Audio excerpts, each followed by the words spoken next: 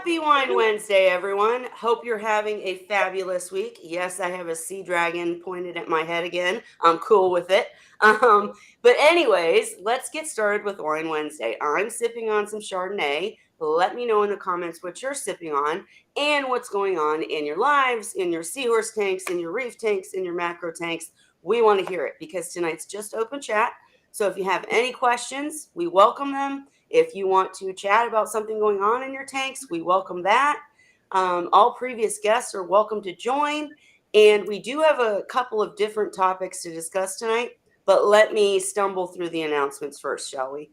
Okay. So first of all, if you have not joined Seahorse, if you watch Wine Wednesday on Facebook and you have not joined Seahorse Whisperers group on Facebook, please do so because the stream will probably move from the Seahorse Whisperer page to the group because Holly pointed out to me a few weeks ago that it's kind of difficult to find because I don't post much on Seahorse Whisperer page. So there's more posting in the group, so it will probably move there. We won't do anything drastic. We'll make sure you know before it happens. But I'm just saying, if you haven't joined the group, please do. We're going to make it a little bit different than, as Holly did a great post about, we're going to make it different than the typical Seahorse group. There are already fantastic Seahorse groups out there, but we want to make this group what we want it to be, meaning you, what you want it to be. So I did a poll and I'm working on some things. It can be more educational. It can be more community. It can be centered around Wine Wednesday. We can have vendors do giveaways. We can do all those things. It's just more of what we want to do with it. And we want it to be a tad different than the average group. So watch for more on that. Hey, RG Reef. Second of all, last week, you may have seen the post. We had Hydrospace LLC on as a guest. And Kenneth was amazing, and you should all go and watch that because it was a great stream, and he gave us so much information. I've learned so much from the previous guests. My 40-gallon all-in-one Seahorse tank is now like immaculate because I fixed the oxygen issue, and now we're moving more into probiotics. Kenneth, I'm talking to Kenneth on the side, possibly going to try some of these products, and I will give you feedback.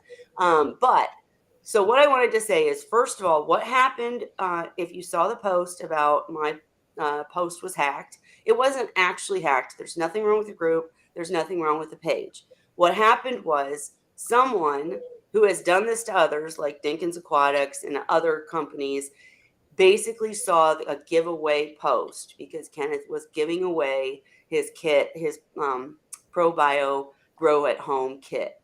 And so this person or persons has done this before and basically jumped on that post in one of the groups and responded to every single person saying, you won, you won, you won. And then it was a link and you had to click it and it took you to another page where it asked you for a credit card information for shipping. So first of all, I want to make very clear, if you win a prize on Wine Wednesday or for Seahorse Whisperer, period, you will not have to pay for shipping. Shipping's included if you win a prize. So, or if there is some extenuating circumstance, I will get with you personally. So if you ever get a link asking you to click and give credit card information, not only don't do it, but immediately let me know. So when this happened last week, I was immediately told and I deleted the post, which sucks because it was a cool post and everybody had commented on it. And I think only one person had any issue with it, but just for future reference, guys, don't click on anything. Or if you do click, never give out credit card information. I will never ask you for it. Or if that is a need, I will talk to you personally. So please don't fall for that. And I'm so sorry that happened. It was beyond my control. And I have people at Facebook working on it. So please don't fear any of our channels. Just, if that ever happens on any channel that you support, don't ever give out your information. Okay, so number 2 thing was about the giveaway. The way I've always seen it, and I'm literally asking you guys. So I want comments, whether it be tonight or later. I'm asking you guys how you feel about this. Because when I do a giveaway from the group or the channel, I would never let myself win. I never let myself be entered because I'm hosting, right? But I've always felt like if I do a post and I say, if you comment on this post, you're entered to win. You have to be live with us on Wine Wednesday and blah, blah, blah, blah, blah. But the question became last week because, as a fluke, Holly won. It was not rigged. I used the same wheel for every giveaway. I would never do that. And so, anyways, Holly kind of asked me later, should I really have been in the giveaway because I'm an admin of the group? And I said, well, I guess I never thought of that. So I want to know how you guys feel. I feel like if someone comments on the post, they're in the giveaway, besides me, of course, never me. But I just don't feel like they should be disqualified from these amazing things just because they're admin. But you tell me what you think, because I know Holly and Cheryl are willing to be disqualified if that be the case, but they're the ones that do the most sharing and the most commenting. So it's kind of hard to say they shouldn't win. So again, it wasn't a fluke. Holly won fair and square from the wheel of names. And, from here on out, we'll take your suggestions on how to run things in the future, because I would never want anybody to think that, we set something up, because we don't. We can't. It's impossible. Let's see. What else? I think tonight Ray is sipping on Great Lakes champagne, otherwise known as water. All right, that works. We'll take water, coffee, whatever. I think I bet you have good water there. It's ice water. Yeah. Well, it's Great Lakes water that ships down to London here, and then I just put in half full of a bottle and put it in the freezer. Once it's frozen, I take it out, fill it up with water, and then I can drink my ice water. I can't stand warm water. I can't stand warm drinks. Well, we needed to get it. Actually, that's a great topic for discussion, because, and not yet, but because I personally let my RODI machine go to poo, right? I need new filters. I'll probably end up just buying a new one. But in the meantime, I've been using distilled water. And around here, you can't get distilled water anymore. So when you talk about Ray gets good water from the Great Lakes, but here, even bottled water, you got steam distilled. What does that really mean? You've got distilled drinking water, and then you turn and look at the label and it's got all this stuff added. So great topic that we need to discuss. Thank you, Ray, for sipping on your water. But I did want to mention one last thing, guys. I've been hectic, I'm sorry, but I am getting the files uploaded to the website, and then they will be available in the group. So again, go join Seahorse Whisperer group, and just stick with me. Give me a little bit more time. I'm working, kids, you know how it is. Seahorses. But it's something I really care about, and I want to be fantastic. I'm still working on the app too. That's going to be amazing. So just hang with me. Give me time. I will complete these tasks. I promise you. And it will be amazing when it's done. It just takes time. With that said, aside from water, well, actually, Zen Ginger said, as someone who mods a lot of channels, it's a bummer when we're excluded from volunteering. I think Holly should be included. So there's a plus for Holly winning. And I agree. Like, I would never put myself in it just because I'm the host. But these guys are just, they're just here to help. So I feel like they should absolutely be honored. I think Cheryl's won something too, if I'm not wrong. I don't know. But I always make it fair. I promise. There's no way for me to rig it. But anyways, Holly, unless you guys, oh, by the way, we're not currently on Instagram because they caught my third party sneak in the back way of getting on Instagram. So if you have any friends that watch on Instagram, tell them to jump on over to Facebook or YouTube. We'll fix it eventually, but it's more like the third party software has to fix it and figure out a new workaround. But let them know to come on over if they're trying to watch there and can't. But with all my rambling, I have Ray, Holly, and Cheryl with me tonight, hoping that Dan and Vincent, I see Vincent in the comments. He might be having some stuff go on. Hi, Vincent. He's always here with us, even if he's not present. And I spoke with Dan earlier. I'm hoping that he will jump in tonight. If he can't, then I'm sure I will talk to him afterwards regarding the topic that Holly's going to talk about. So before I let Holly take the wheel, Ray and Cheryl, do you guys have anything that you want to talk about or bring up before we jump into Holly's topic? I'm clear. Yeah, from my perspective, just that I got a message that I'd won, and I was obviously here at the time when the wheel was spinning, and I knew Ronnie won. And that kind of, I knew something was up when that happened, because it didn't, 2 + 2 did not equal 4. Absolutely. And that's why it's so great that we not only have great admin running and helping run these channels, but also just great people. Like, I need to really, really, really thank Kevin Wyson. If you watch later or anything, thank you so much. If it wasn't for Kevin, I wouldn't have been alerted because I was literally live. So we've got some great people and group people, watching the channel that care and that will jump in and try to make sure something like that doesn't happen. It's never happened to me before, and we are a smaller channel, so it's really kind of interesting that it did happen. But I think they just Yeah. look for anything. Like, I'll probably word our post. Probably the sight from the wheel. Like, is that a thing? Nope, I mean, nope. I think it's the wording of the post. I think these guys go oh, through Facebook, and if it says giveaway, they're going to attack it. That's what it is, because they can convince yeah. people they won. So I'll probably word my posts differently in the future, but just please don't be afraid, guys. Please comment and enter. Just don't ever click a link, because I'll never put a link where you have to click and give credit for card information. But Yeah, and if you win, they never ask for money. Just no. like when any kind of lottery, because people do that with other random lottery stuff too. Yeah. I had a client that fell for that once, and they sent him like a check and said, "Well, you need to deposit this check and then pay." Weird stuff like that. And thankfully, his bank caught it, but that happens. If you won, they're not going to ask for money. Anyone. Absolutely. If you won, you won. They won't ask you for money. Just remember that. And if anybody fell for it, don't feel bad. I mean, we've all fallen for something or another. Just for the future information, no, we'll never ask you for that information.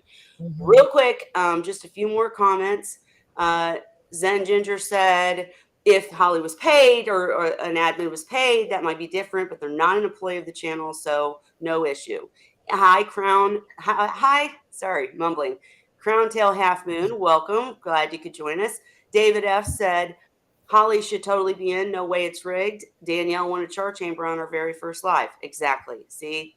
And Zen Ginger said they attack giveaways on Facebook, YouTube, and Instagram. It's awful. Just got to pay attention and don't give out personal information. I did want to discuss it just so you guys know that we will never ask you for that information, and always contact me immediately if you see something like that, because we don't do that. All right. I think we've done enough of the bad stuff. Of course, what we're going to isn't fantastic, but Holly, do you want to tell us what's going on and when I should show what you want me to show? Yeah, so basically we talked, I think, about Scrappy Doo's issue a week or two, last couple weeks, really, because he was having an issue eating. Not sure, because he looked fine, so not really sure what's going on, and we couldn't really decide. There were different opinions. So I gave him originally a freshwater dip. He started eating again after that, but then slowed down and was having trouble again. And I was wondering what to do. Had different opinions from different people on what it might be, but nothing conclusive really. So after another day, he'd been eating, but then he stopped again. And I saw him, he came to breakfast on this day, and he looked like he wanted to eat but couldn't eat. He was interested in the food and not able to eat it, was my take on it. And I'm like, since I don't know what's wrong, I'm going to kind of try to treat for everything. So I kind of talked to Kelly and Cheryl a little bit about it. And what I ended up doing when that happened was I put him into the hospital with a combination of Metroplex and nitrofurazone just to see what happened. And so you can show the first video that I sent you, and then I can tell you, Okay, here I go. What I Yep. So the first one where the artemia is in the tank. Yeah, so the very first one I sent, yeah. So Right, let's this start it one. over. Okay. So see, He was in distress. so I put him in the tank with the medication, and his first day went kind of like this, off and on. This was not continuous, but it happened a few times throughout the day where he would extend his trigger Yep. and go into like almost like a coughing fit That's what I call it. I always call it coughing. for a little bit.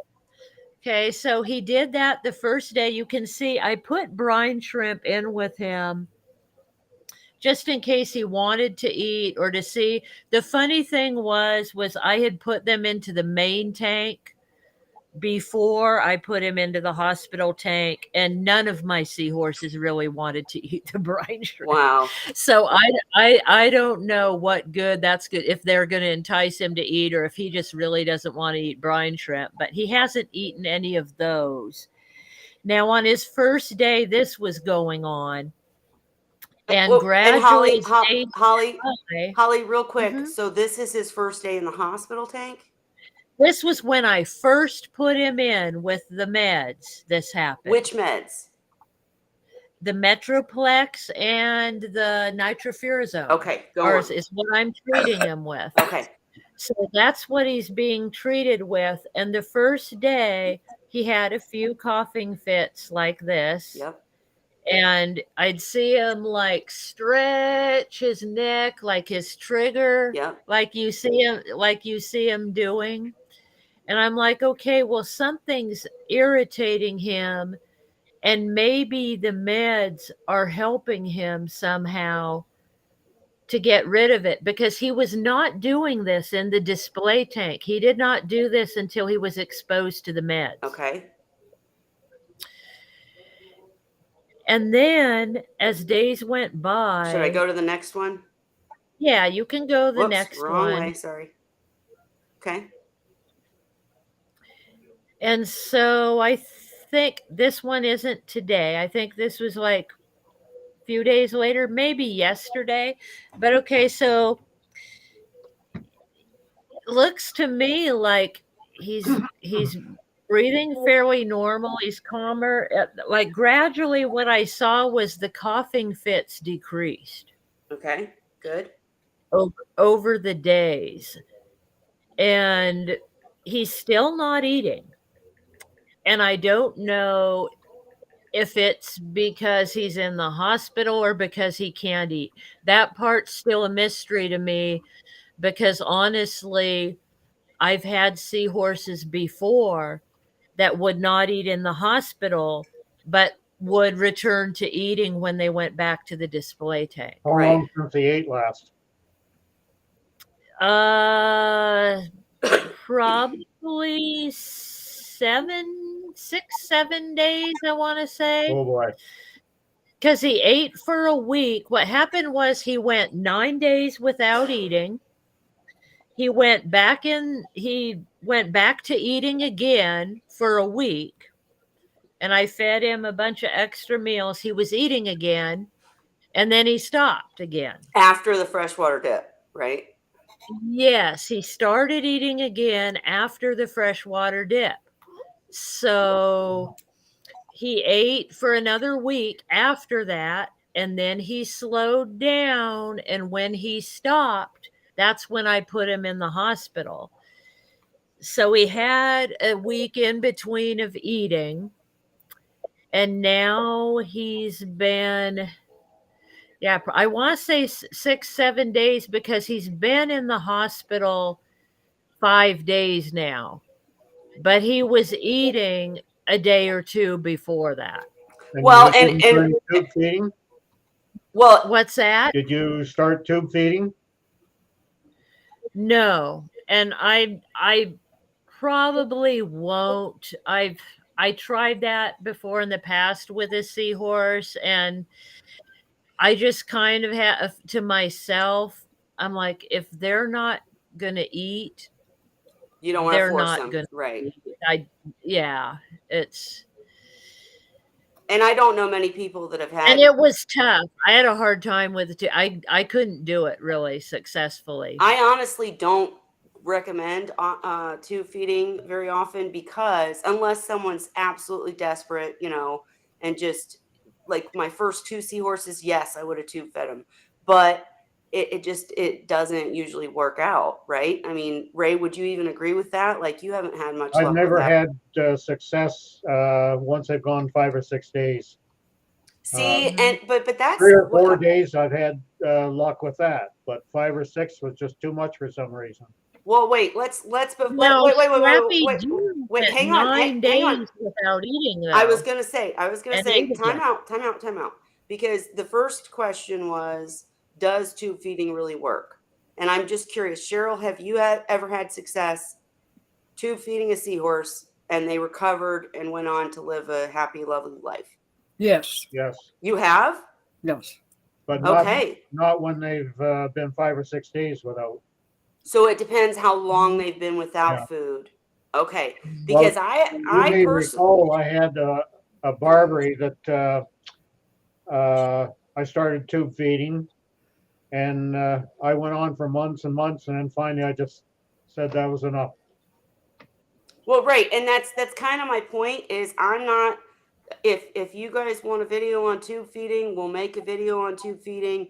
It's not a bad thing if you're desperate and you're trying to save your seahorse, but I just don't know many people, aside from Cheryl, who have been successful in helping a seahorse actually recover based on just You have to start it early. You can't leave it like that. Like I say, you can't leave it that 5 or 6 days. You got to start it Yeah. that third day, preferably. okay. And there's a lot to tube feeding, in my opinion. I honestly have never tried it because I always had alternatives, but just the people I've talked to, most people, I know Cheryl wants to say something, and then we'll move on to the second part of that question. Well, the thing is with tube feeding is it's very difficult to get it actually in past the trigger. And usually what ends up happening is when you try to do it is basically all you're doing is blowing food out of their gills because they can't swallow. Right. And if there's an injury already, or if you cause an injury by trying to do it, Exactly. I The only never was pair tempted. I really had success with was my pair of wild caught combs that I bought from a pet store. Both of them were in horrific shape and emaciated. But the difference was they, for some reason, were cooperating. Mhm. They weren't fighting. They were wanting to keep going, obviously. And I spent about 6 months off and on tube feeding them, hitting them with antibiotics. I mean, I would get up every morning and go racing in there to see if they were still alive for 6 months. Sure. Sure. Well, Well, they and years, but that was one of those things. The seahorses were definitely very strong and definitely fighters. well, They go them. But yeah. like as Holly was saying, the second part of the question is, Ray said he hasn't had success with seahorses that didn't eat at past what, 6, 7 days. Yeah. I have, and Holly, you have too, right? Sandy, every time he was in the hospital, he would not eat. Yeah. He went 10 days without eating 4 different times and came home and started eating again. Yeah, and that's probably in part stress induced, being alone in a strange tank more than anything. See, that's the other hard part about seahorses is you never know how they're going to react if they're by themselves, and also if they're in a new environment. Yep, we always recommend a hospital tank, but it is a stressor. I mean, it is. It's a stressor to them. It is, yeah. And I've had some horses that ate and ones that didn't. I remember when I had Thing 2, I mean, I had him in the hospital for months. His body was literally falling apart, sadly, but he ate until the end. Yeah. He ate the whole time. And I've had other seahorses that will not eat in the hospital. So I don't know what to make of Scrappy Doo, but I'm doing all I can for him. And I guess I'm just going to find out. Well, I'm going to show your next video and picture. I did want to say, I'm going back to rambling announcements. I meant to say this before we started talking about this, but it does relate. Is that Ray actually commented in the group? No, he didn't. He messaged me privately. Sorry. Ray messaged me privately about a video I posted in the group and said, those seahorses look a bit emaciated. Is that how you say it? Emaciated? Yeah. And I realized that it was a video that I had taken when I had a whole bunch of seahorses in the 65. 90% of them were seahorses that I bred. And it was right after my mom passed, and I wasn't taking care of them. I completely admit it. Shoot daggers at my face. It was terrible. I was depressed, whatever. And the bottom line is, I commented on that post to say, thank you, Ray, for pointing this out, because this is not what you want your seahorses to look like. I think I posted to show them fighting or something, but I'm all about honesty, and that's what we're about on this channel, is helping each other, and you got to be honest to help each other. So I appreciate that Ray pointed that out. Ooh, why am I echoing now? Okay, anyways, and I would say that as we're talking about this, looking at Scrappy Doo tells me he's not emaciated. It was my point. Yeah, getting you to all can this. show. Yeah, you can show the next. I mean, look the at next him. one. That's him today. Yeah, he looks much And better. His breathing, he looks he's not. he looks good. His breathing is good. Like, you can show, maybe, I think, is it the one before this? Right here. Of this? Okay. Now this here is something that I did notice, and it's especially when I add medication. Yep. He keeps his snout open longer for a while, like he's breathing it in. Like, I think there was something about it that he realized was helping him, because I want to say it was the second or third day I noticed. I was watching him, because I actually spend a lot of time sitting and watching him, and I noticed as he wasn't coughing as much, but he's I'd breathing see him harder. sitting with his snout open, like he'd be breathing calmly, but it's almost like he's taking a big inhale in. Well, I'm not sure about your diagnosis. I don't know. I don't know what that means. I don't know if it's bad or good, but I did notice it. He's not doing it now. As of today, he's almost normal breathing. I saw the picture from earlier today, and he was definitely much more relaxed and breathing much more normally than he has been the last couple of days. That's and wait. So my question. So number one, he's in the same medication. You're changing it daily as the first day, right? Okay, so maybe he's gotten used to it. Yeah, I'm doing just the same thing you do with the Furan 2 or nitrofurazone. So he went into the hospital at 10:30 on Friday morning. And then every morning I change out half of the water. He's in a 10 gallon, so 5 gallons. And then I add a half a dose of each of his medications when I do that. So he's got fresh water coming in every day. And fresh meds. So do you have an error? Well, the one thing when I see a seahorse opening its mouth or doing this a lot, after my experience figuring out that my tank was cloudy because I didn't have enough oxygen, is, do you have an open airline in the tank? Have you seen my other videos of what I use? I put one on the page, on our group page, about how I do a hospital tank. So there's a video on there of the tank if you want to find that. Yep, I'll do that now. As you continue telling us, go on. But so he's not eating, but he seems to be tolerating the meds better, is the bottom line. Yeah, and I'm thinking on some level, and I don't know, like I said, because I don't really know what's wrong with him. Right. But from the first day I put him in, because of his reaction, I was like, well, he's reacting to it. So it must be doing something for him. Somehow he's feeling it. Okay, tell us what we're And looking at here. yeah, so there's a video on there. Like if you go yeah, there you go. So if you can show that. So what I do is because the open-ended airlines Yeah. want to come out. I Mhm. have to clip them in or fasten them in. So I found these at I think those came from PetSmart, those seahorses that you see bubbling. And he feels less So they're alone. bubblers. They got gas bubble So disease. No, yeah, Ray. so I have pictures of him like hanging on to one.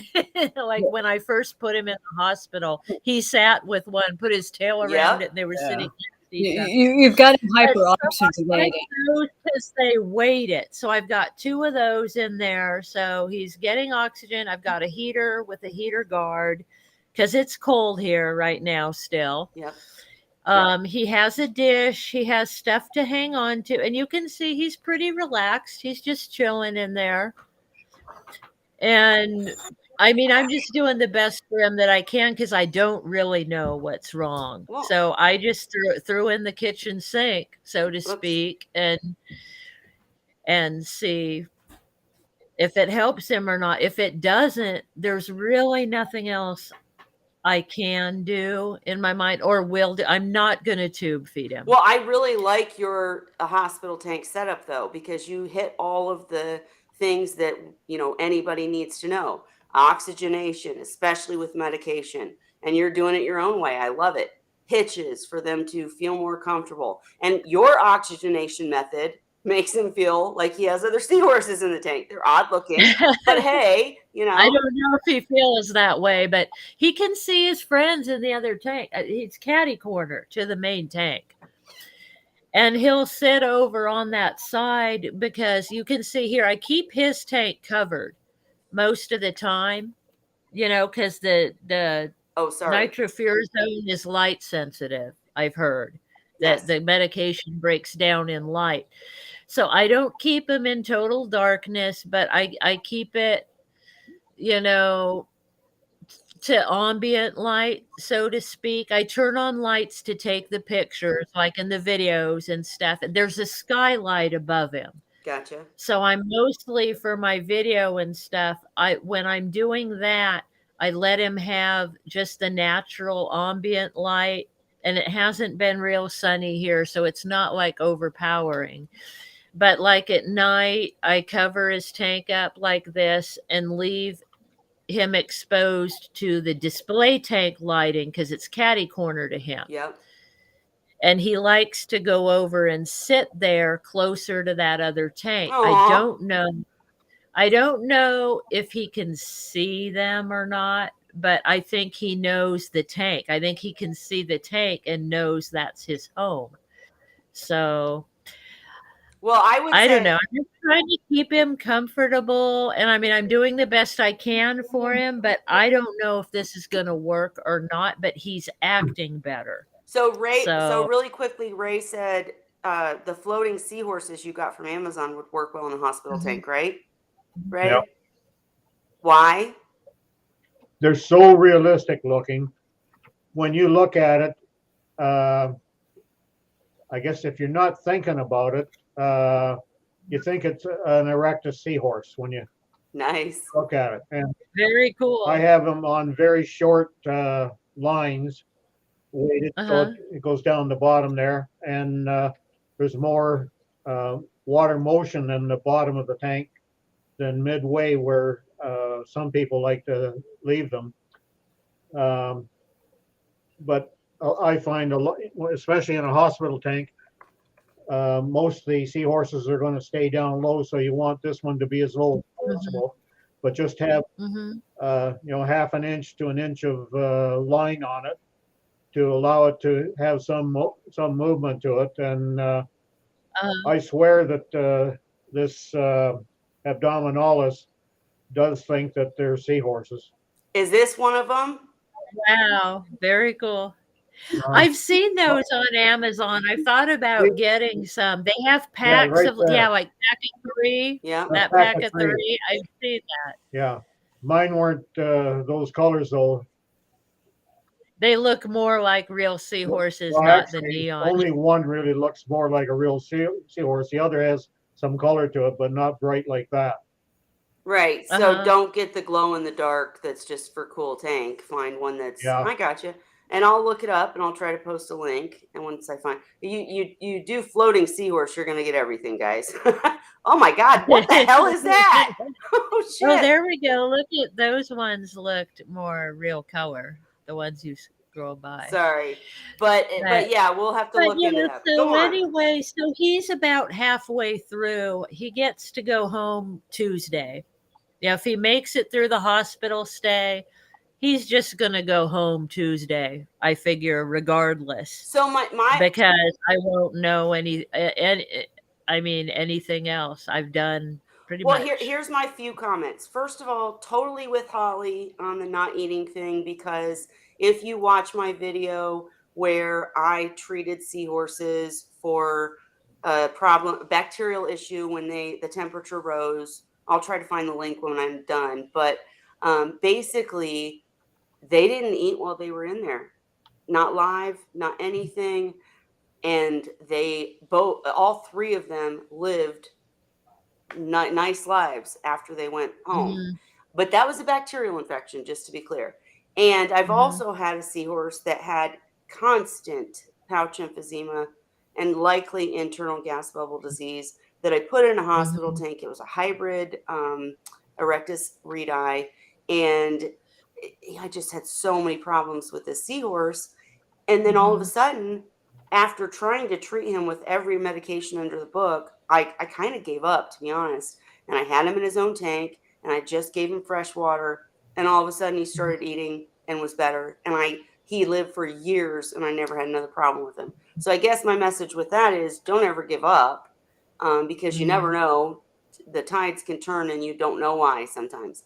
But my question for mhm, Holly is, and for you guys that are helping Holly, if he goes through the Metro and nitrofurazan, and mhm. you put him back in the tank, and he's eating well, and he's acting normal, and everything's fine, and then he has another problem, would you then focus more? Would you go backwards and say, okay, this isn't bacterial, this has to be either ciliates or something stuck, I or and go to formalin?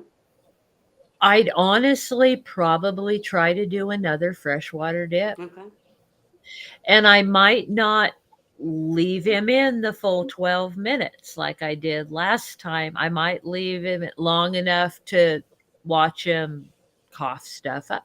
Because if you remember the freshwater dip, remember the video of that? He had a reaction, but it's like Ray said, it wasn't extreme. Yeah. But he did have like a coughing fit. But It he's not an extreme and he seahorse. Like he's not Yeah, one that would and flip out. at the end of the freshwater dip, he Started eating. well, before that though, I thought I was gonna lose him. Right.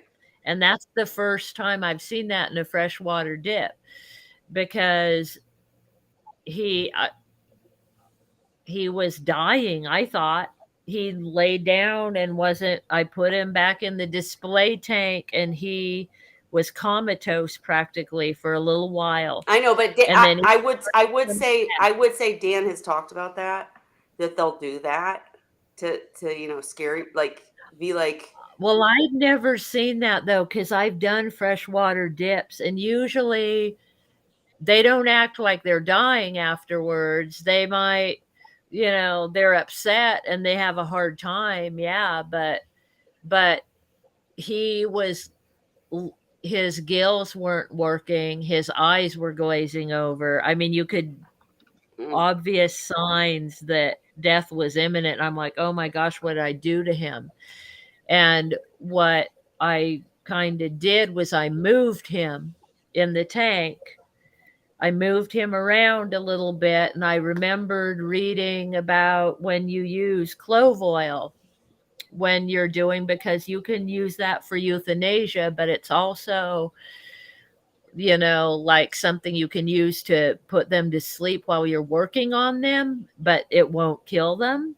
But if you overdose them a little bit and you want to bring them back, swish them around in fresh salt water and get it flowing through their gills, and it'll revive them. Okay. So I kind of did that for him a little bit, and then put him in a section of the tank where I could watch him and he wasn't behind anything high, so that he felt like, oh, everybody's here watching me. And he started coming around, and finally, I want to say by the end of that day, he started eating again. Well, I And I do want to say really quickly, I don't doubt your seahorse, Holly. So I'm not doubting you in any way, shape, or form. But you also love your seahorses. So to mm-hmm, you, when it looks like, tragedy is like serious yeah, and whatever, I would just say I don't know. I've never heard of a seahorse dying from a freshwater dip, ever. I haven't either. I was So surprised. he may I he thought may he have might. been he may have been. I don't know. I don't know. I wasn't there. So maybe he was having trouble breathing because of whatever, some sort of Mhm. change in the salinity, who knows? Or he could have been being like, Mom, you screwed up. Well, maybe he's like, because Cheryl has a theory that, I'm not ruling anything out Right. really at this point, but Cheryl has a theory that he got something stuck. I like that theory. Can we talk more about And that? and so it may have been that he couldn't breathe Or right. he ate something and it scratched his throat, or anything could have Yeah, and happened where it's hurting him. yeah, I just don't know. So I put him in a treatment that's multiple things. Yep. Yeah. Cheryl, Just tell us see. why you thought that maybe he had something stuck, and why you chose to say to use Metro and nitrofurazan. Like what led you down that path? The thing is, what happens is when they start, if it's a parasitic infection, most parasites are going to attach into the soft tissues, and what tissues they're going to use depends on whether it's uronema or what's going on. Right. So, but what happens then is if you just treat them with antibiotics, you're killing off the bacteria, but you're not doing anything for The parasite. parasites. And what happens then is that they get basically ulcerations that become infected. You're getting more biological problems, and the parasites are taking over. And that's why. Wait, Cheryl, real quick question. Is the same true in reverse? Like if she had chosen to just treat with formalin for the parasites, would then the bacterial problems be the issue? Is that why you suggested Because using Metro that takes care of both? Because they've already got the lesions from the parasites. Just because you kill the parasites, you still have the potential to have open lesions that can become infected with bacteria. So it's a double-edged sword. You've got to think in terms of parasites and in terms of bacterial problems.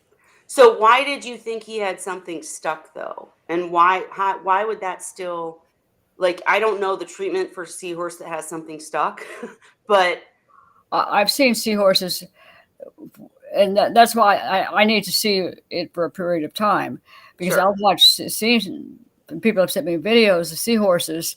One tried to ingest a bristleworm. Yep. And that seahorse was doing everything under the sun to try to spit it out. And the keeper actually went in with tweezers and pulled out the spicules. And that's, and that seahorse actually did come back around. But she also knew that now the seahorse had lesions in there, which would be a haven for bacteria. So she did use antibiotics on the seahorse. This is why when I'm sure people get frustrated with me sometimes because I start asking 50 gazillion questions. because depending on what the seahorse is doing, can I'm not going to always be right. It depends on the seahorse, but I've seen enough over the years to have an idea of what is going on. So No, that's why we love you, Cheryl, and we need you so desperately Yeah. to stay with us. But in this case, you kind of, I think Holly said you are leaning towards the fact that he got something stuck. But either way, stuck, whatever got stuck, he now needs the Metro to make sure there's no parasites and no bacterial problems. exactly. And at the end, Mhm. should she just put him back in the tank, and then if he starts eating, go yay? I mean, that's it, right? It depends. The problem, it depends.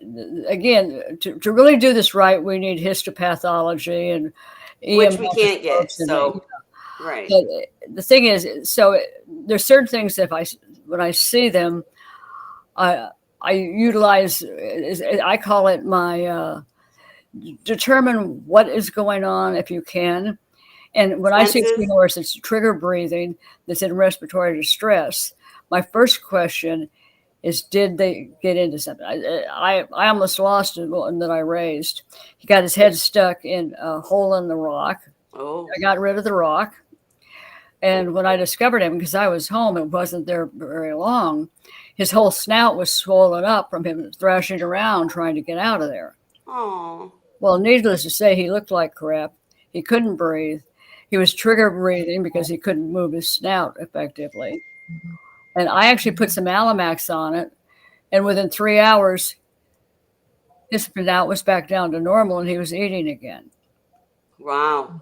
But I treated Just him from for 3 some straight Alamax. days anyway, just to play it safe. Right. But that was if I hadn't been there, he would have probably gotten himself out and he would have been a total disaster. And I would have been thinking parasites and everything else. In reality, because I was there, Right. saw it, I was able to say, I know what this is and I know how to fix it.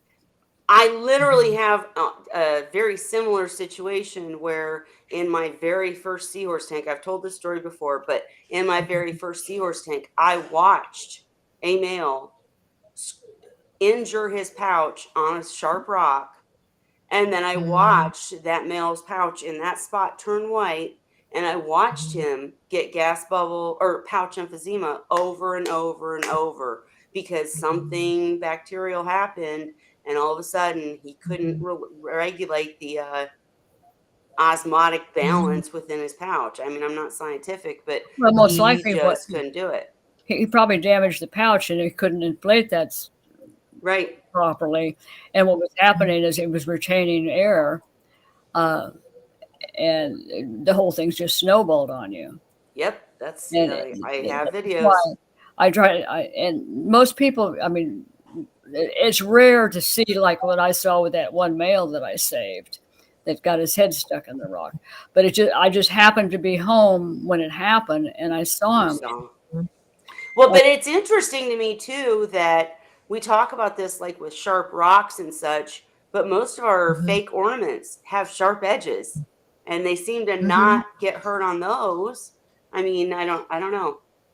It's just a freak thing. I think it's like anything else. I think it's like people. I mean, we're surrounded by dangerous objects, and right. once in a Yeah. while you'll fall into something or whatever and get hurt. It's probably Yeah. similar And for them. Just because they have dangerous stuff doesn't mean they're automatically going to get hurt on it. It's just there's a chance. Well, and they can't. do everything that we can. I said do. Yes, I did. Whoops. But we do everything we can to help people make sure that doesn't happen. Like that was one of Dan's things is to make sure you don't use crushed coral because when they're trying to eat, they can suck up a rock and it can cause major damage and etc. Also, of course, I've the seen food that gets happen. trapped in it, and the food gets trapped in it. Crushed coral is just a no-go in a seahorse tank. But yeah, I know you have, Cheryl. Yeah. And you guys, real quick, I have to tell you, I have to leave for 5 minutes to go get my daughter. I'm sorry. I do have one more thing I want to talk about, and that is, as Zen Ginger pointed out, that people can make spoof accounts. I do want to talk about that when I get back, so please stick around. But Holly, the floor is yours. Make sure we keep talking for 5 to 10 minutes while I get my daughter. Cool? We could never do that. Oh, you guys can all do that. But I'll be right back. So I'm kind of wondering you guys' opinions on his first day in the hospital with the meds was the day I saw him reacting the most as far as coughing and stretching his trigger. Why do you think that was? I have seen that quite a bit with the introduction of antibiotics. And in fact, I even had a discussion along those lines with a human pathologist who worked with seahorses. Seahorses was his hobby. And one of the things that happens is if they've got a lot of inflammation in the oral cavity, the snout, and the gills and stuff like that, when you start treating them and killing off, say, the parasites, let's assume this have parasites, what's going to happen is you're going to end up with lesions where the parasites were attached. What that does is immediately cause an inflammation. They get swelling, and can be very painful. And that alone is enough. They may be trying to spit out what is dying and causing them pain. The other question that I have with this is if they're using their trigger, why is the trigger getting involved? Are they having trouble opening the snout to get things out? Again, there's so many different pieces that you can cause something. This is why it's so difficult to treat them. That would attach in the throat or upper chest. Yes, there are. Uronema is one that's internal. It's a obligate intracellular parasite. And that's just one example, as opposed to some of the other stuff that's much more superficial. But it's one of those things. We don't have the ability to do the kind of testing we need. And Ray, I think you can chime in too, to really get a handle on what we're trying to treat. We're shooting in the dark way too often. Yeah, pretty well. We're stuck with doing the necropsy at the end to see what did cause it. But I don't know about in the U.S., but in Canada here, it is very expensive. Have to send it to Guelph University, and they have all sorts of conditions and everything on how you got to take this thing, how to ship it, and the price is ungodly. And I don't remember exactly now. All I know is it was hundreds of dollars. Wow. Yeah. Well, and that's the other thing is, the friend of mine that was he still is a human pathologist, and he still does work with seahorses. We sent him some combs because they were dropping like flies. That's when we found out that came to the realization they were carrying uronema. But it was one of those things without his information and his histopath, the microscopic slides he did, we never would have known it. What does he do now that the org isn't used anymore? Has he got any? Well, he got booted out of the hospital he was working at when they found out he was using seahorses in the lab. Yeah. And he worked for what is it? What's the University of Texas? The human. Oh, I have no idea. Oh yeah, I don't know. I want to say it's Scripps, but it's not Scripps. It's Scripps is San Diego, California. Yeah, well, it's one, and now he has the ability to do some of this stuff without getting fired from his job. But it's one of those things where, and he did it as volunteer work. He didn't charge anything for it. But it was one of those things where so many of their reactions look very similar. You can't look at what a seahorse is doing and say, "Oh, it's that." And it's just like the white patch. Well, if I see a white patch, I'm immediately thinking Vibrio, but it doesn't necessarily mean it could be. I've also seen it with tail rot and massive ciliate infestations. So and without a microscope and all the equipment, it's virtually impossible to make a rational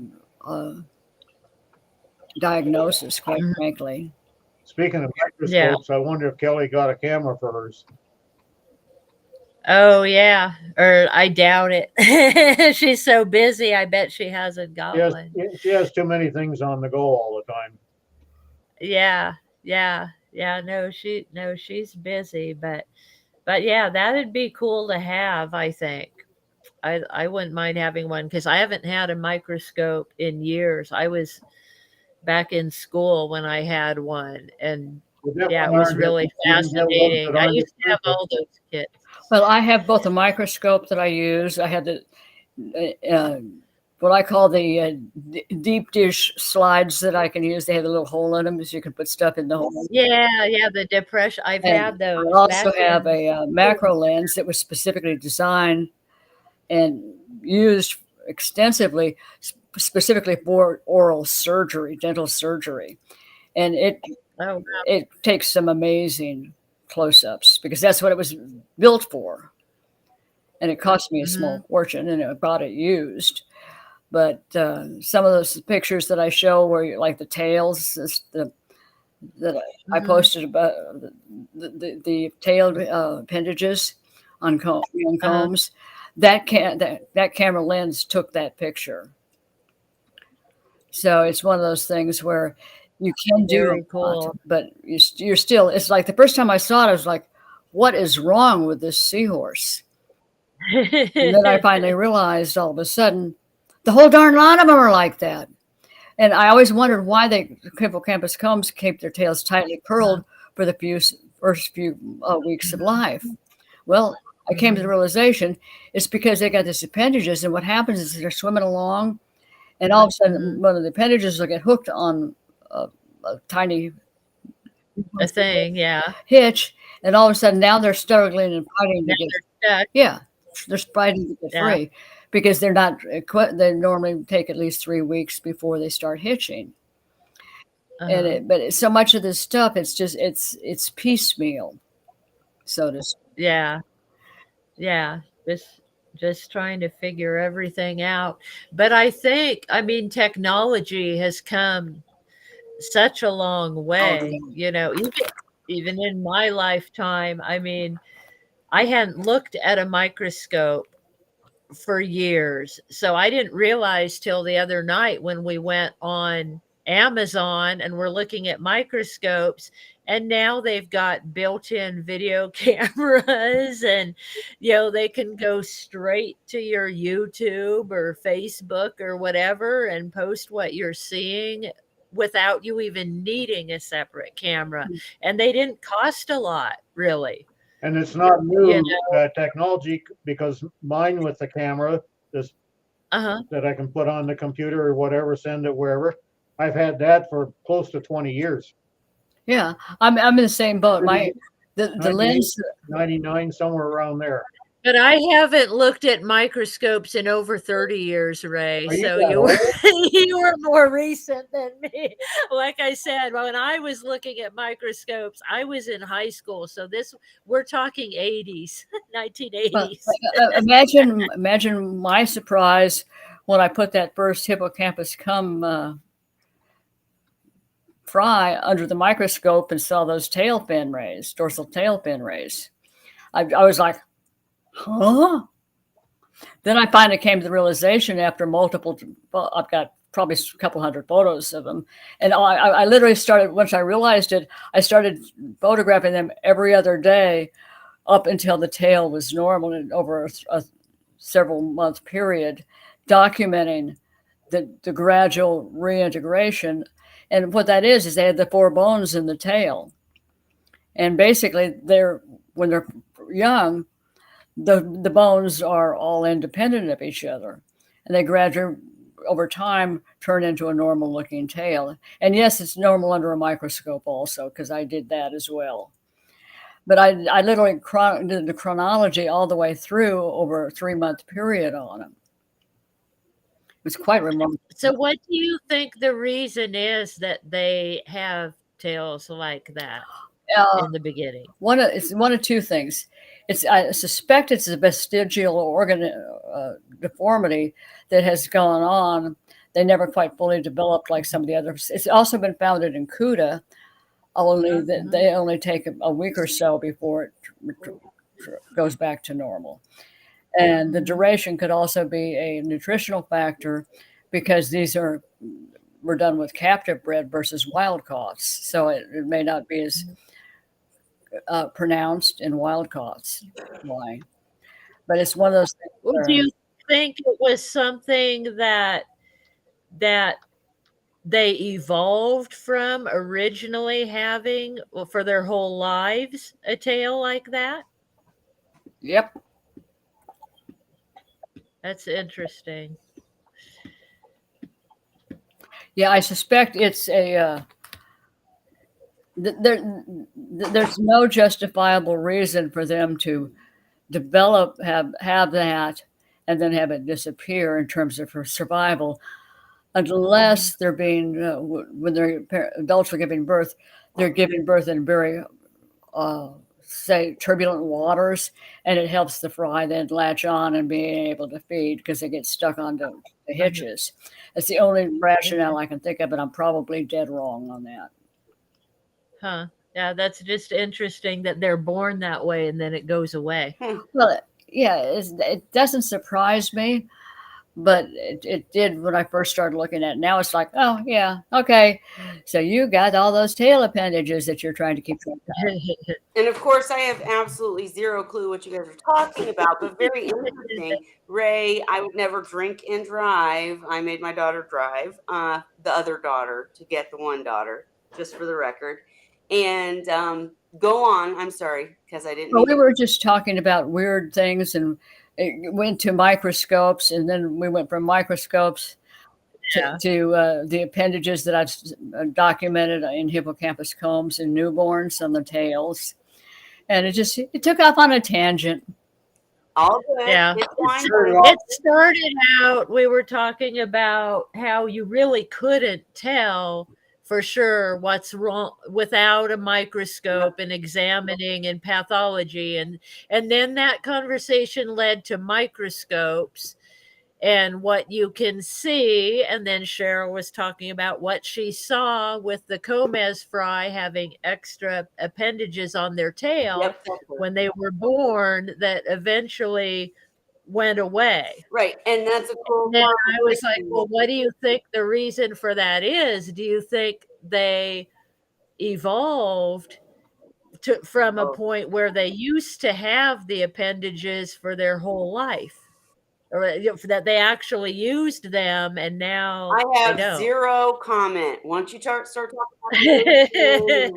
about what's really funny is I got into this discussion with a gentleman that I knew. His wife and I worked across from each other at our desks when I was working for USAA.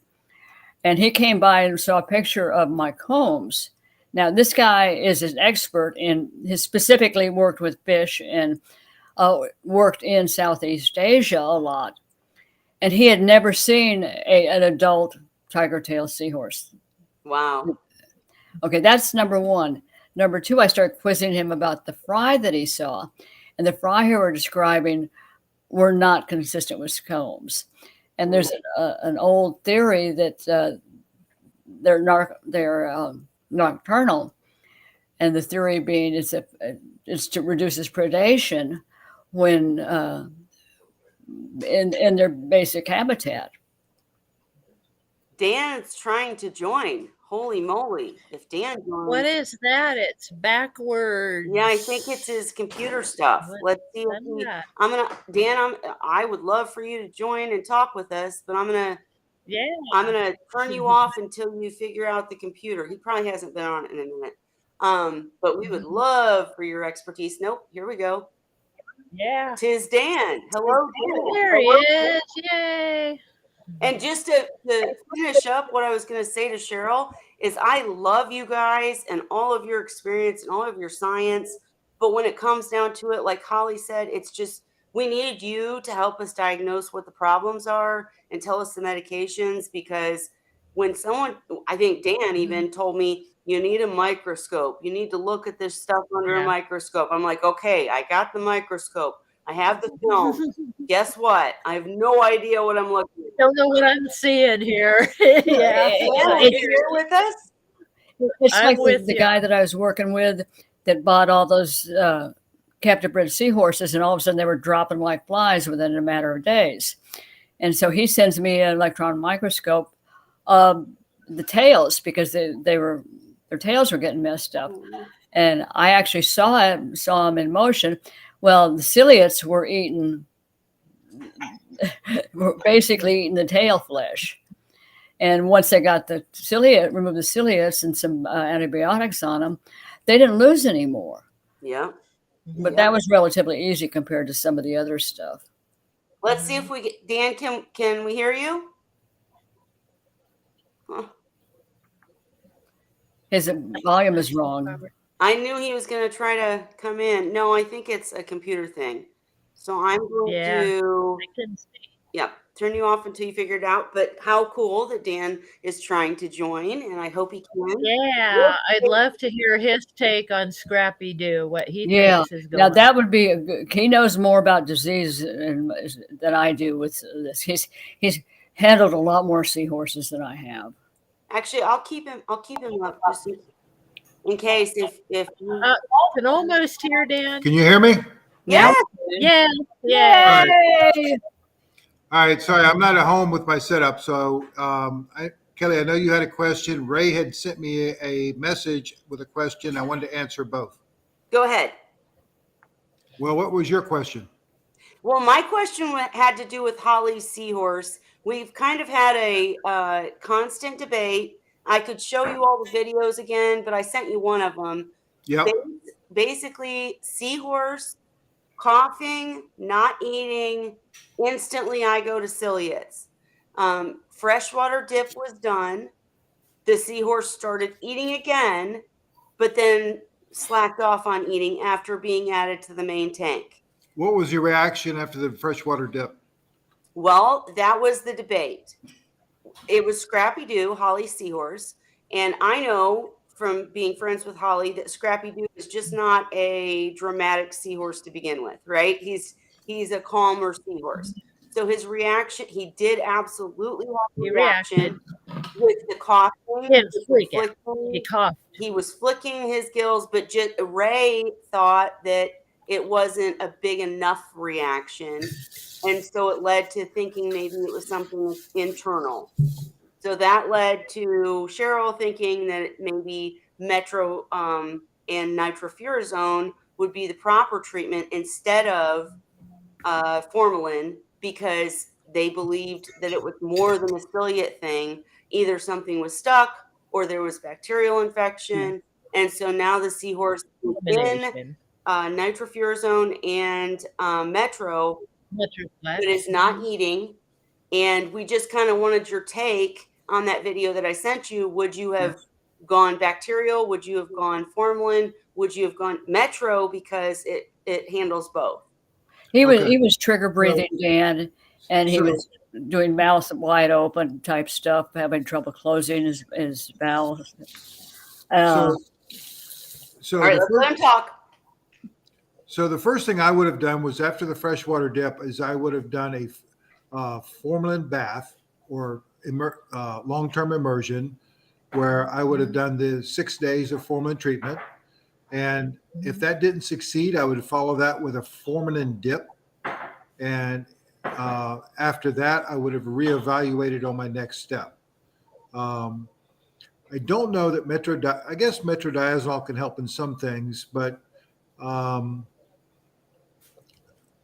really don't think it's rare. Well, bacterial can come in secondary, but it's rare that in that instance that it's bacterial. It's almost always parasitic. The only reason I suggested Metro was because it has some anti-parasitic properties. Sure, it does, but that's primarily aimed at stuff that really doesn't affect so much in the oral cavity or the gills. Right. Well, the other equation that you don't know is that the seahorse did not do well with the freshwater dip. At the end, Holly thought that he was not doing. His eyes glazed over. When he was put back in the regular tank, he wasn't breathing well. she was afraid to go to formalin? All the more reason why I would have gone to formalin. Oh, shit. Mhm. Okay. Mhm. Okay. I would go to formalin. The other thing that you could do with this case is you could go to a product that has formalin and malachite green Okay. and do that as a bath therapy instead of just plain formalin, because sometimes the malachite green can hit things that the formalin doesn't. I don't like malachite green, but in some cases it is warranted, and it can come in handy for this type of treatment. So, as a final result, in this case, because we're just kind of shooting in the dark, as we do with seahorses, I mean, nobody's wrong here. All right. We're just doing the best we can.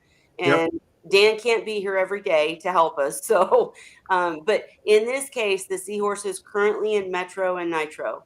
So, should she finish that treatment to not create Is the the seahorse eating currently? no? No. No. Okay, then I would go ahead and I would probably go ahead and go with the formalin with malachite green, and I forget which product has it, whether it's Quick Cure or whatever the heck the name is out there currently, but that's probably the way I would go for a bath therapy, and I would consider doing a dip as well. Now, I didn't handle the freshwater dip very well, but sometimes the freshwater dip can be more stressful than a formalin dip. So I would, Because of the osmotic stuff. yeah, I would consider doing a formalin dip and the long-term therapy. Okay. All right. Well, Holly's writing the notes, and no, So do like the dip first and then do a long term? That would be my preference, yes. And I would reevaluate during the process whether or not I would do another dip and when. Most likely, I would let it go for the 6 days and then consider doing another dip. But when you do the dip, watch closely for the reaction, because quite often it becomes stressful. And if it's killing the bugs, they're going to thrash and move about, and much like you see with a freshwater dip. But for many seahorses, it's easier for them to handle that type of a dip than a freshwater dip. interesting. Interesting. Because I mean, yeah, I'm always So should I not be concerned then about removing him from the nitrofurazone before the 10 days is up? In this case, I don't Should think the nitrofurazone is doing much for you. The metrodiazonal is going to kill certain types of things, but metrodiazonal by itself can be very harsh and very tough on animals and people. I know people that can't take flagyl, as it's called in people medicine, just don't handle it very well. So that can throw them off as much as it does for treatment. so in a case, just overall, whether it be this seahorse or another, in a case where a freshwater dip does cause a reaction, whether it be a great reaction or not, you're dealing with some sort of parasitical thing, and the bacterial is secondary. We've got to deal with the parasitical first. Is that what I'm gathering? Well, it's the approach that I take, and Okay. it's one that I've been most successful with. It doesn't mean that that's absolute, Right. There's a reason why medicine, they call it practicing medicine, because it is a practice.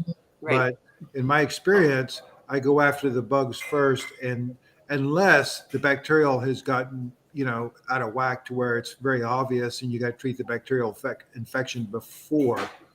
But, you got to really hit, if you get this case, based on the video I saw, I'm not so concerned about the bacterial infection. I'm more concerned about straightening up the bugs so that the animal is able to eat correctly. So maybe Kelly, can you show Dan the videos of like the recent, the today? Well, she sent me yesterday? one. She sent me one already, which I looked at earlier. I don't know what that was. I don't know. I sent him the one of the one that you said you sent days ago, and Oh, that was several days ago. okay. Yeah. So here's the most recent one. Go ahead, Dan. Well, I'm short on time, so I can't really watch a whole bunch of videos. Okay. All right. Well, I'll get with you on the side about that. But that's interesting, and we'll talk more about this next week or with you on the side, just about, treating the bugs. You got to remember the bacterial, but if your seahorse is exhibiting those symptoms, this is the path to take. Yep. And you and I actually did a shared document, which I will be posting soon, about the formalin dip, bath, etc. And you did a whole series with us on freshwater dips and formalin. And so that's the route you should take if you see your seahorse coughing and having trouble like opening its mouth constantly, right? Sure. Yep. Okay.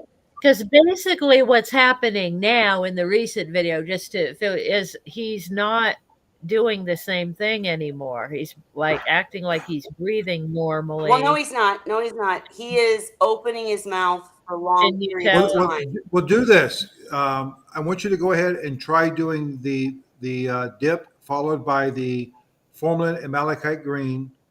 And after 3 or 4 days, let me know what the progress is, whether it's, What he's doing then. yeah. But you, Now, I don't have malachite green. I have formalin. Could I just use the you formalin? can, but I'm going to tell you that I would go, based on the history, I would go ahead and add Uh-huh. malachite green. And I forget the name of the Okay. product out there, whether it's Quick Cure or whatever, but one of those, Yeah, I've had it before. I don't think I have it now, Well- but I can look for it. I don't know if I have it locally. okay. That We'll could check be and a see. thing. If not, then go straight with the formalin. Okay. And we Now, can Ray had a question that he texted me, and I wanted to answer that question. Rather than answer it privately, I thought it would be better to answer it publicly where everybody has it. yes, please. Ray, you want to go with your question?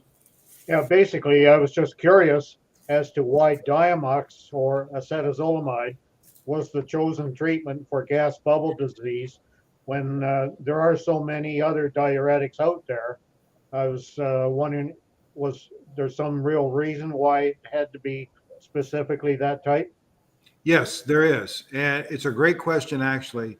The thing is that, you know, what you mentioned there was diuretics. And what we're dealing with, the reason we use Diamox or acetamide, however you pronounce it, is because Acetazolamide. it helps reduce gas bubbles. Okay. And most prominently, it helps with subcutaneous gas bubbles. Now, a lot of people use it for internal gas issues. Some people use it for where they're filled with fluid, and I see it used all the time inappropriately. What you have to understand is that Diamox is a carbonic anhydrase inhibitor. And what happens is where it's most predominant that we see gas bubble issues with, whether it be the pouch or the tail, is that area is very vascular and has a lot of carbonic anhydrase. And what that is carbonic anhydrase is an enzyme, and it's responsible for helping taking care of the pH within the system. It separates the CO2 out. And I'd be willing to bet you that if you were to take gas bubble disease and pull the gas out and analyze it, you'd find it's primarily CO2. So Diamox inhibits that enzyme so that it doesn't do as much. Thus, it helps reduce the gas bubble. Now, realize, of course, that this doesn't cure the issue. It only treats the symptom. And as we all know, you know, many times I've talked about the issues of the buildup of organics in a system being the underlying cause. We truly don't know what the underlying cause is. We don't know what the gas is. All we know is that Diamox helps in certain circumstances. And that goes all the way back, you know, almost 20, 25 years ago at the Shed Aquarium, where Dr. Greenwell, or whatever his name was, and a veterinarian came up with this idea of using Diamox, and it works predominantly with subcutaneous emphysema and with sometimes with pouch emphysema, whether it's used as a bath or as a flush. But it has to be Diamox. Yeah, a regular diuretic is not going to reduce gas bubble issues. Gotcha. It's a Interesting. different mechanics. So you have to look at the mechanics of how they work. Diamox is specifically a carbonic anhydrase inhibitor. So it reduces that ability of it to disassociate the CO2 and create a gas bubble, if you will. Great, I am thanks a so- lot. I'm Ray, go ahead. Hurry. I was just saying, great, thanks a lot. And Dan, I appreciate you coming. I know you have to go. Last final question for you. Do you have any suggestions for getting the seahorse that we were discussing earlier to eat in between treatments? Yes. Okay. Okay. Number one is I would consider using vitamin B12. 5,000 micrograms per 10 gallons. And I would do that on a daily basis. And sometimes that will kickstart them, sometimes it won't. It depends upon how much inflammation and how much pain there is for the animal when it tries to snick the food. Yep. Okay. The second thing I would consider is, depending upon how many days it's been, is whether or not I would consider tube feeding or force feeding. Mhm. Well, we're not going to tube feed. We're too scared of it. But I love the B12. And if the seahorse is added back to the home tank after the formalin bath that she's going to switch to, and he starts eating, then just observe. Correct? Correct. Okay. Dan, I don't want to keep you, but please call me afterwards because I want to talk to you about you. And thank you so much for joining us and giving us. All right, Kelly, I'm probably going to be tied up. It's probably going to be the weekend before I can call you. What'd you do to get tied up? I'll look forward to talking to you on the weekend. Whenever you call, I'll answer. Okay. But we appreciate you coming. Y'all have a great night.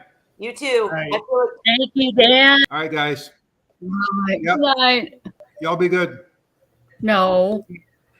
I know we want him to stay, but he has family in the background. You can hear him. He's busy. with his family. We don't want to keep him. But you guys, if you post in Seahorse Whisper or Seahorse Sources group, Dan will of course answer when he can. And if you have any questions you want him to answer live, let me know, and I'll get him here, even if it's just for a few minutes. He's busy, guys. Family, you know. I know. I understand. So. What do you do when you're using Diamox, you have internal gas bubble disease, and it keeps becoming a recurring problem? That's a fantastic question. I'll hit him up when he calls me on the weekend, and I'll have an answer for you next time. Because that's a great question, though, because it's happened to me where they just no, I just know a lot of people that have started that, tried to use it, seems to work, and then the next thing they know, they turn around, they got the same problem again. Well, so there's something metabolically going on that the carbonic anhydrase is not clear. Yeah, and when you guys talk about carbohydrate, I'm lost. But I know I understood. Wait, Ray's talking. Go. I suspect the real reason, the repetition for the disease, is they haven't fixed the problem in the tank. Right. And I didn't understand all the science that you and Dan just talked about, but I do understand that the bottom line is other diuretics won't work, only Diamox for whatever reason, the carbo blah, blah, blahs. And, you know, I'm average, guys. Hopefully you are too, so you get my point. We don't care about all that. We just know that Diamox is the only thing that works, but everyone has said it only treats the symptoms. You have to fix the problem, whether that be a bacterial issue, whether that be something in the tank. And I have a hard time believing it's something in the tank when all the other seahorses are fine. And I know you've said, Ray, their immune systems matter. I get all that, but I just feel like maybe it's a bacterial thing with the seahorse. Mhm.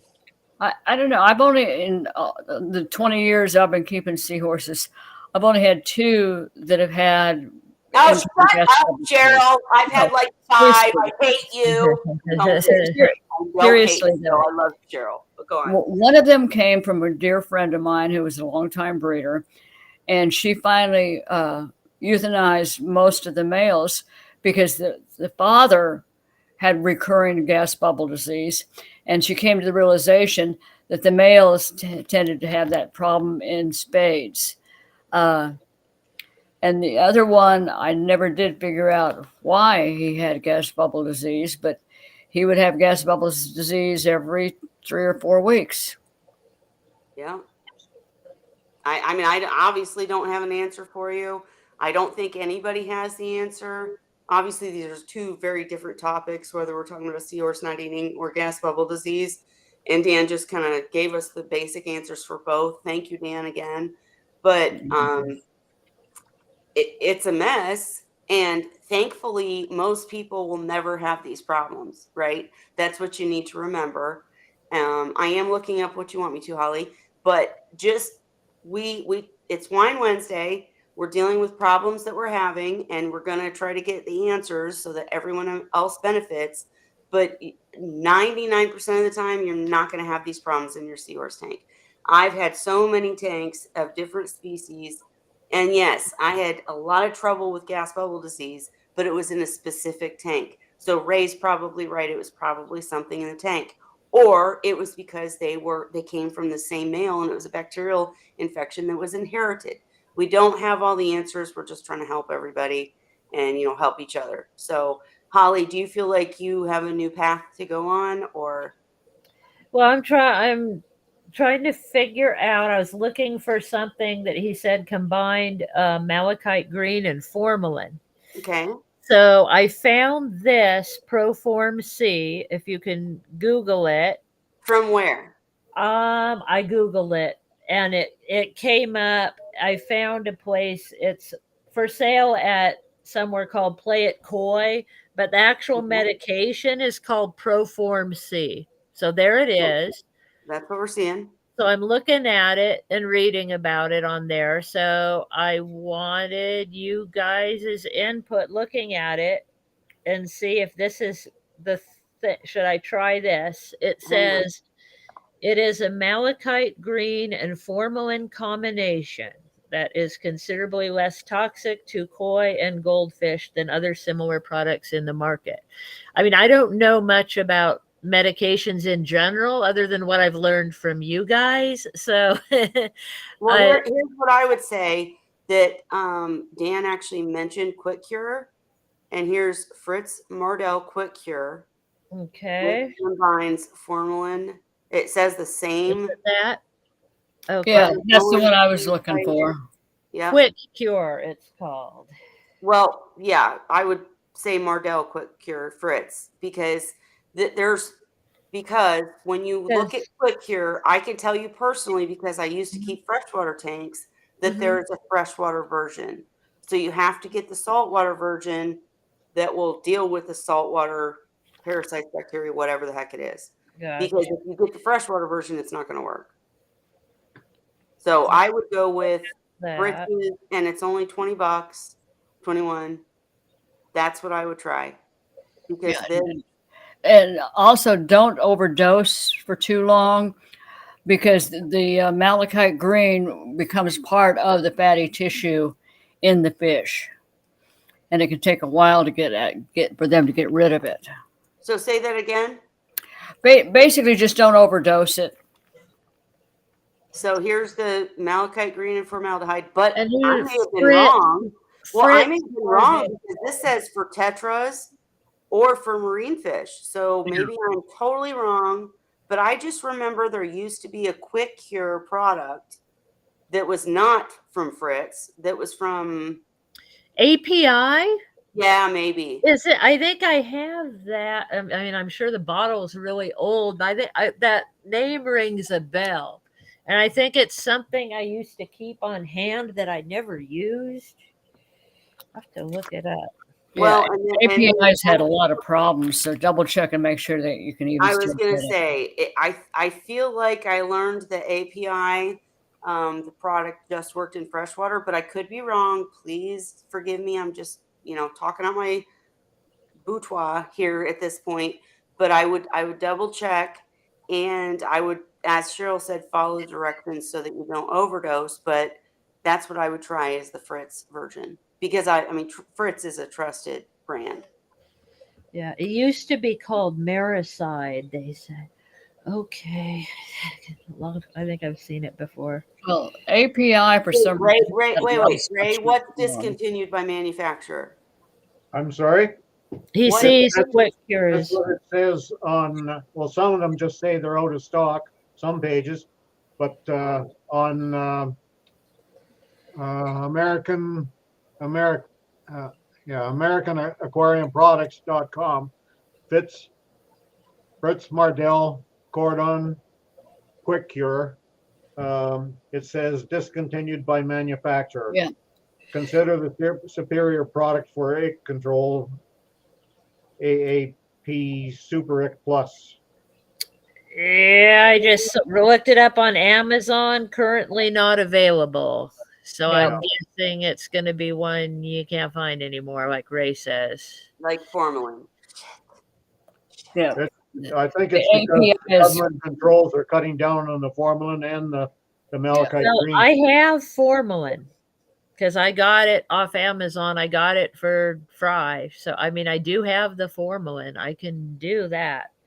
So But wait, Zen Ginger is saying that she used to buy only Cordon's Meth Blue and Mal Green, but now Fritz makes them separately also. But I don't know if the direct chemicals matter or if it's fresh or salt. And I could be wrong about that. I might be thinking about like, one and only bacteria and mixing it up. Don't take my word for it. Isn't Drink some quick wine. isn't But quick cure Corden has some brown malachite? sugar and it's for fresh or salt. All right. So is there a Corden version that's formalin and malachite green? Is what I want to know, and I'm looking too. Usually we do this in the after party, folks. I'm just letting you know. yeah, but since I don't have anything else to talk about. Malachite green and formalin. Well, I just figured if we come up with an answer, I usually forget by the next day. And see, so here's what I'm seeing as I search. Corden. Oh, she said, look at Chewy. Okay. And I like Chewy. Chewy's cheap and good. So this Riddick Plus, which I think Holly, you mentioned, right? Let's see. No, that's a different one. What was that one I found that was for koi? Pro something. This is it. Combines formalin and zinc-free chloride salt of malachite green for higher efficiency, so you can use less, and it is safe for fish sensitive to malachite green alone. And Dan said malachite green was dangerous, so this is the one. All Yeah, right. this So is what I who get. is this? It's Cordon. We are not Cordon. suggesting, folks, that this will treat or cure ick. We're using it for our own purposes. Bio Ick Plus, it's called. Riddick Plus. RID. Is it red? Okay, I can't see. That's us helping you. Cordon Red Ick Plus.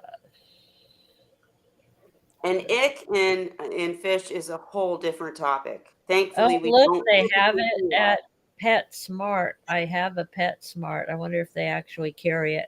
I have to order it. Everything here is hard to find. Sure. Well, I would just say at least you have an avenue to go upon.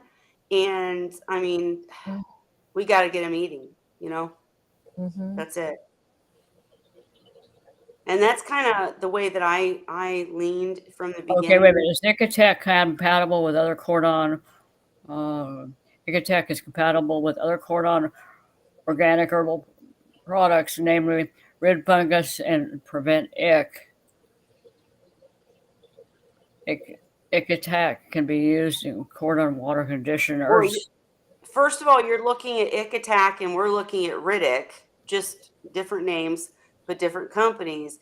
And I would say I agree with Zen Ginger that the Corden name is very secure. And I would also say you can't get these products alone anymore, just like Furon too. You can't get it anymore. So if you find a company that's combining it and you trust that name, that's what I would go with. And it's just a crapshoot because we haven't been wrong in anything we've discussed so far in his treatment so far, but I tend to lean with Dan that any kind of reaction in the freshwater dip means go that route, treat the parasites. I think I told you that privately, Holly. I don't know, but we're not scientists. We're just guessing, just like you guys. We just have had experience in treating them. And I last time. Yeah, that's so funny, Zen Ginger. The last time I bought meth blue was for freshwater angelfish eggs. That's so funny. I know exactly what you're talking about. I don't think that it's carried at PetSmart anymore.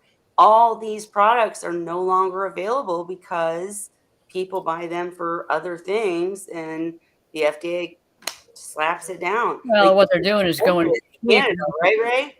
Yep. I mean, nothing. And so, all right, well, as we do our further research and our after party show, I think I am going to go ahead and end it. It's almost 10 o'clock, but thank you so much to everybody who came. Oh, I did want to mention, thank you, Zen, for pointing this out. and I hope people watch the end to see this.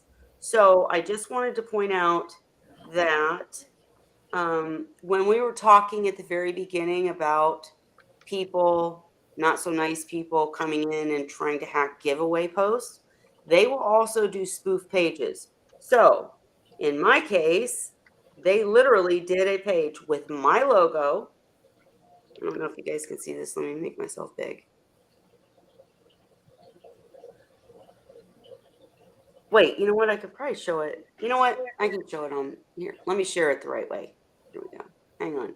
Kevin is the one that showed me this. Thank Quick you. Cure's been, according to Ray, has been discontinued by the manufacturer. I was afraid of that. Wait, which one has been discontinued by manufacturer? Ray did it. I know, but that was the first one. The cordon is But still. then Riddick Plus is formalin and malachite. And if they still have it, then she can use that. Right, exactly. That's what I Yeah, was the saying. cordon one seems to be available, and it's at PetSmart, so it And I seems to trust, be and I readily trust available. Julie, and I trust Corden. But real quick, you guys, I wanted to show you before we go. Kevin sent this to me. I'm not going to show our messages, but when we were talking about being hacked, or not hacked, but somebody coming on the giveaway post, he showed me this profile, right? And it ends in some weird stuff. And you go to it, and it's, sorry, let me get Holly's message off. It's my macros. It's my logo, not centered, I might add, but it has 1 like and 1 follower. Guys, go report this This is page. not it. No, Oh, go wow. report this page. I'll put the link in the comments because it's not my page, and they can do these spoof pages to try to trick people. So thank you again, Zen, for pointing this out, and I will stop sharing that. And I will post the link in the comments for the fake page. Go report that. Don't report mine, of course. Hey, Drew, nice to see you. How you doing? But yeah, anything else we need to talk about while we're live, guys? Yep. I think we are good for tonight. And I am going to post the. Should I post the fake page, or would that confuse people? Just report it to Facebook. I Yeah. would say report it. And Okay, let's just do that. Let's just say I'm not going to post the page, but if you go to Seahorse Whisperer Society page or Seahorse Whisperer page and you see 1 like and 1 follower, you know that ain't us. So report that page. It's not us. Please get them off because I don't like being mimicked. All right, that's it. But for tonight, guys, I think we're going to end it. Holly's in deep search mode. I'm in deep search. yeah, right. And I'm trying to read the comments, but anyways, thank you to everybody who joined us or anybody who watches later. I hope that this discussion where Dan actually jumped in and shared his opinions will help you if you're dealing with a problematic ill seahorse. And if it doesn't help you, make sure you message us on Seahorse Whisperer group because we will help you there. And we will be back next week to discuss something more fun, I hope, and less sad, because we have to discuss these things because it helps people. But we want to talk about, how to set up a tank and, see your new tanks and do fun things with the group. So stick with us. We'll be back next week and we'll have more to offer, I guess is all I can say. Good night, But everyone. good night, you guys. Let's say Happy One Wednesday. Cheers. Everybody say cheers. We'll see you next week.